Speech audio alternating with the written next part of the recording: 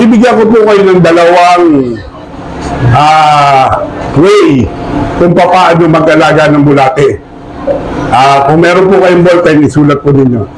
Ang ano po, ito po commercial,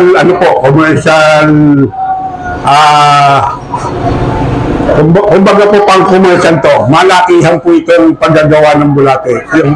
Kumbaga po livelihood na po talaga. Business na po. Hindi na po talaga kung tutusin livelihood. Business way na po kung paano mag-alaga ng bulate. Ang materials po natin, pag-aalaga ng bulate, alam po ba ninyo yung lona na kulay blue and orange? Diba po? Yung parang sako lang po yan. Bumibili po ako noon ng 1.5 meter by 11 meters. Yun po, sa amin pong farm, naka-standard po lahat ako. Sa amin pong farm, ultimo po yung taniman namin ng lettuce, 1 meter by 10 meter. Yan po. Yung pong alagaan namin ng bulate, 1 meter by 10 meters din po. Kaya naman po ginagawa namin yan, 1 meter by 10 meters, standard, para madali po natin malaman kung ilan ang ma-harvest natin. Kasi pag pare-parehas po ang ating mga size ng bed, size ng sa lettuce po, kumikilo po tayo ng 20 to 25 kilos per bed. Kaya hindi na po kayo bibilang ng halaman kung ilang piraso per kilo. Titingin na lang po kayo, may umorder po sa inyo ng 20 kilos o isang bed lang po yan. Ganun po ang ginagawa namin sa aming farm. Sa bulate, ganun din po. Ang puhunan ko po sa Laguna na paglalagyan po natin ng bulate is 1,000 pesos. Yun po. Ano lang po natin yung mga ginastos natin muna. 1,000 pesos po yung lona. Binubutasan po namin yan. Depende rin po sa area ninyo kung gaano karami ang butas. Kung madali pong matuyo ang area nyo, kaunti lang po ang ilagay nyong butas. Kung madali naman pong, kung matagal pong matuyo, kailangan po maraming butas kasi para po hindi rin po kagad yung matuyo, yung kumbaga po mabilis bumaba yung tubig. Ang bulate po natin kasi hindi po ito nakakalangoy. Kumbaga po, pang moist lang po talaga na area. Hindi siya marunong Ngayon po, lalagyan po natin yan. Ang ginagawa ko ito po sa farm po namin naglalagay po ako ng 20 to 25 sako ng dumi ng baka, kambing, tupa. Kahit nga po, ako po gumagamit po ako sa kabayo, gumagamit po ako ng anything po na kumakain ng damo.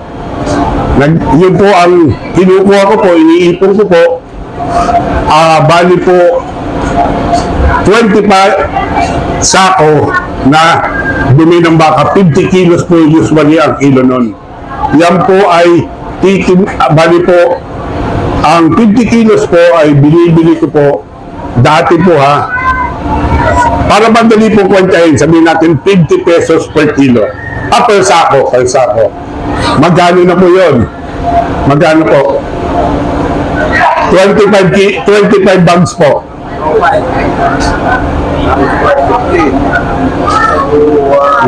Ano po? 1,250. Magkano na po puhunan natin? 250. Tama. Ayan.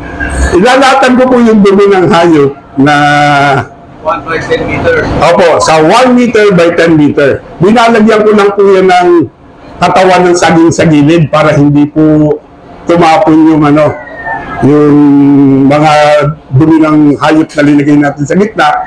May butas naman po yan. Bago ngayon po, lalagyan ko po siya ng katawan ng saging. Yun pong saha. nakakapaglagay po ako ng 10 pinakamababa na po ng katawan ng saging na ginagayat ko po ng ganito. Kumbaga po, bago ihahalo po ninyo yun doon. Magkano na po puhunan natin? Magkano po? 2,250. Kasi yung saha po ng saging, wala pong bayad, dinanakaw ko lang po sa kapitbahay. Hindi po, nangihingi po ako sa kapit farm. Nangihingi lang po ako niyan. Ngayon po, siyempre po, madadagdagan yung timbang ng dadamihan po. Lalagyan ko pa po yan ng mga natutuyong dahon. Tuyong dahon po ha, tuyong dahon. Lalatagan ko po sa ibabaw ng maraming tuyong dahon bago babasain ko po yan. Wala pa rin pong bayad yung ating tuyong dahon. Lalagyan ko po yan. Ngayon po, pag binasa ko na po yan ng basang-basa, pababahain ko po talaga. After 3 days po, babalikan ko yan. 3 days po ang balik ko. Para moisture na lang po yung natitira doon. Hindi na po siya bumaha. Kumbaga po, moisture na lang. Ngayon po, ang moisture nyo po, tamang-tama lang po yan para tirahan ng bulate. Yung pong 1 meter by 10 meter, dinalagyan ko po yun ng 3 kilos na bulate. Ako, 3 kilos. Magkano na po ang 3 kilos? Sa 1,000 na lang po natin nilagay. Ang 1 kilo po. 3,000 plus 2,250. 3,250. Bali 5,250. Yung po ang puhunan natin. Ngayon po, pag nalagay ko po yung 3 kilo, ang paglalagay po yun, huwag po sa isang area lang. Kumbaga, 1 kilo, sa gitna, bago sa 2 gilid, tigi 1 kilo.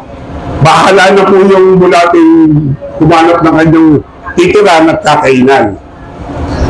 Yan po, wala na po kayong gagawin kundi monitor nyo lang yung moisture, basain nyo lang lagi. Kahit po every other day, puntahan ninyo, basain nyo. Kailangan po, basa lagi ang tinitirahan ng inyong bulate. Yung basta-basta, pag binasa mo, may butas naman po yun, bababalin naman po sa butas yung tubig, moist na lang ang matitira doon. Mas okay lang yung basang-basa kasi meron namang area yan na hindi nababasa. Alam mo ang bulate kung saan pupunta. At yung yan po. Yung 3 kilos po na linagay natin, within 3 months po, ay magiging 9 to 10 kilos na bulate. 3 months po ha? 3 months po. Kung makaka-harvest po tayo, sabihin na po natin ng 9 kilos na lang. Para total, madali lang po kontahin. 9,000 lang po yan. 9,000 po bago yung puhunan po natin. Magkano po ang magkano po?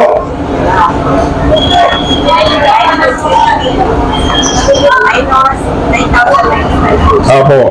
Meron po kayong 3,750. Okay na po ba yung 3,750 na kita ninyo sa 3 buwan? Hindi pa po ba? Hindi pa po kayo masaya sa 3,750. Dapat lang po, wag po kayong gawin nyo kung 3,750, parang kada isang buwan, 1,250 lang po ang binigay sa inyo ng bulate. Maliit po yun. Yung pong linagay natin na dumi ng baka at saka po damo at saka po yung katawan ng saging, kinain po yun ng bulate. Yung po yung tinatawag nating vermicompost. Yung vermicompost po, titimbang po yun, pinakamababa is 1.5 tons. 1.5 tons. 1.5 po, sa 10 piso na lang po ang 1 kilo, magkano po yun? Ayun po. 10 piso 1 kilo, 1.5, magkano?